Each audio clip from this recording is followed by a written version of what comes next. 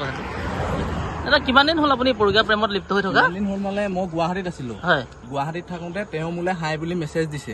হাই বুলি মেছেজ দিয়াৰ পিছত মই তেতিয়া কৈছো কোন হয়নো আপুনি? তেওঁ তেতিয়া ক'লে, মই তেতিয়া নম্বৰটো দিলো। তেওঁ মোলে ফোন কৰিছে। তাৰপিছত এই দাদাই গম পালে, দাদাই মোক ফোন কৰিবলৈ কোৱা নাই, মই ফোন না কৰা। কালি মই হাই কি কৰিছানো বুলি মেছেজ এটা দিলো ফেচবুকত অনলাইন দেখি পিনি। তাৰপিছত তেওঁ ক'লে, তাৰপৰা তেওঁ মই নম্বৰটো দিয়া নাই, মিছা কথা নকব আপুনি, মই নম্বৰ দিয়া নাই। নম্বৰটো ডিলিট হৈ গ'ল বুলি কৈছে।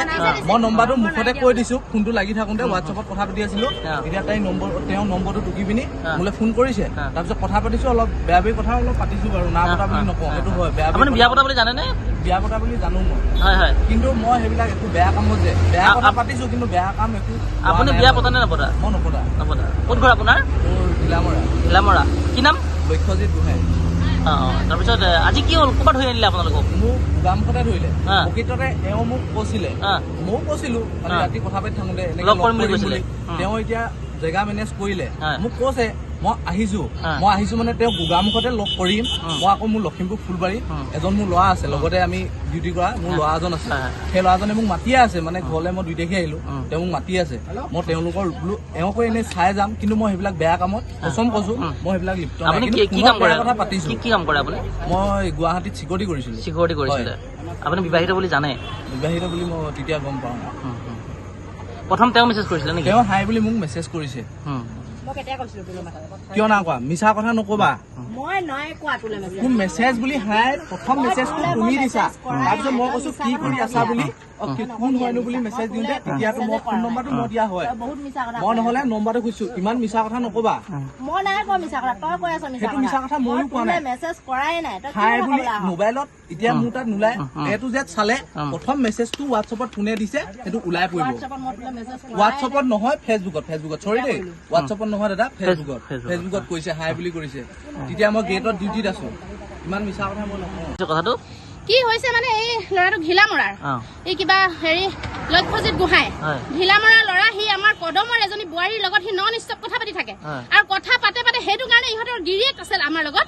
সেই কথা পতাৰ কাৰণে মানে ইহঁতৰ ঘৰত ডেইলি কাজিয়া, ডেইলি অশান্তি। কথা পাতে মানে অশ্লীল ভাষাৰ সীমা নাই, ইমান লেতেৰা কথা পাতে। কালি যেতিয়া সিহঁতৰ ৰাতি 11টা বজাত কাজিয়া হৈছে হাজবেণ্ড ৱাইফৰ, সেই ইয়াৰ কাৰণে কাজিয়া হোৱাৰ কাৰণে মই যিহেতু এটা মহিলা সংগঠনত আছো, গতিকে মোক ফোন কৰিলে ৰাতি 11টা বজাত। মই আহিলো সিহঁতৰ ঘৰলৈ, এই ইহঁতৰ ঘৰলৈ আহিলো। আহি যেতিয়া মই পালোহি, আহি পোৱাৰ পিছত মইতো মোবাইলটো ললো মানে মই কবলৈ ভাষা নাই আপোনালোকক। ই এনেকুৱাই লেতেৰা কথা পাতিছে। আজি মানে সিহঁতে লগ কৰিব, ঘিলামৰাৰ পৰা আহি গোগামুখত লগ কৰিব। গোগামুখত লগ কৰি সিহঁতি 2টাই ৰাতি থাকিব, 2টাই ৰাতি কটাব, সিহঁতি ৰাতি ফূৰ্তি কৰিব। সমাজখনত কি হবলৈ গৈ আছে? পৰকীয়া প্ৰেমৰ পৰাই এখন ঘৰ ভাগি গৈছে। পৰকীয়া প্ৰেমৰ পৰাই গোটেই মানুহ মানে নিজৰ সন্তানক মাৰিবলৈ মানুহে কুণ্ঠাবোধ কৰা নাই। তেতিয়াহ'লে এই ব্যাধি যিটো আমাৰ সমাজত যিটো মানে প্ৰচলিত হৈছে, এই ব্যাধিটো কেনেকে আঁতৰাব লাগিব? গতিকে আমি এতিয়া লৈ আহিছো এখেতক বগীনদী আৰক্ষী থানাত আমি চমজাই দিম। প্ৰশাসনে কি ভূমিকা লয় নাজানো, কিন্তু এই প্ৰথম আৰম্ভ যেনেকে কৰিছো, এনেকে কিন্তু সমাজত প্ৰত্যেক দিনাই আমি এনেকুৱা পৰকীয়া প্ৰেমিক তথা পৰকীয়া প্ৰেমিকাবিলাকক ধৰি আমি যেনেধৰণে ব্যৱস্থা ল'ব পাৰো, তেনেকে বিহিত ব্যৱস্থা আমি কৰি যাম। আজি তেখেতৰ ঘৰটো ক'ত? ঘিলামৰা। কি নাম বুলি ক'লে? লক্ষ্যজিৎ গোহাঁই। বিয়া পতা নে? বিয়া নাই পতা, ডেকা ল'ৰা। সি যিগৰাকীৰ লগত ধৰক পৰকীয়া প্ৰেমত লিপ্ত হৈছিল তেখেতৰ ঘৰ কদম যোৰহতীয়া। তেখেতৰ ল'ৰা ছোৱালী 5 বছৰীয়া এটা পুত্ৰ সন্তান আছে। হাজবেণ্ড আছে, গিৰিয়েক আছে। কিমান দিনৰ পৰা চলি আছে এইটো? ইহঁতৰ বহুত দিন হ'ল।